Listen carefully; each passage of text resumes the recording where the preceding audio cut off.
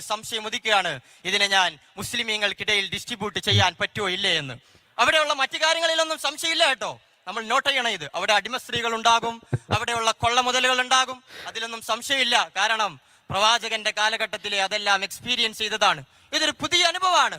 അദ്ദേഹം ഖലീഫക്ക് കത്തെഴുതാണ്, ഇത് ഞാൻ മുസ്ലിമീങ്ങൾക്കിടയിൽ ഡിസ്ട്രിബ്യൂട്ട് ചെയ്യട്ടെയോ. അപ്പൊ അദ്ദേഹം പറയാണ്, ഖലീഫ തിരിച്ചു കത്തെഴുതാണ്, നോ, ഒരിക്കലും അത് ചെയ്യരുത്.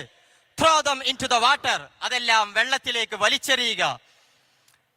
If what they contain is right guidance, the God has given us better guidance. ഈ സയന്റിഫിക് ബുക്കുകളിലെല്ലാം ഉൾക്കൊണ്ടിരിക്കുന്നത് ഒരു നല്ല ഗൈഡൻസ് ആണ് എങ്കിൽ നമ്മുടെ അള്ളാഹു അതിലേറെ നല്ല ഒരു ഗൈഡൻസ് നമുക്ക് തന്നിട്ടുണ്ട്. എന്താണ് ആ സാധനം? നമുക്കറിയാം, അതിന്റെ പുറത്താണ് ഈ പേർഷ്യയിൽ പോയി അറ്റാക്ക് ചെയ്യുന്നത്. ഇനി അതെല്ലാം വല്ല എററാണ് എങ്കിൽ അള്ളാഹു നമ്മളെ അതിൽ നിന്ന് പ്രൊട്ടക്ട് ചെയ്തിട്ടുണ്ട്. യുനോ, മുഹമ്മദിന്റെ കാല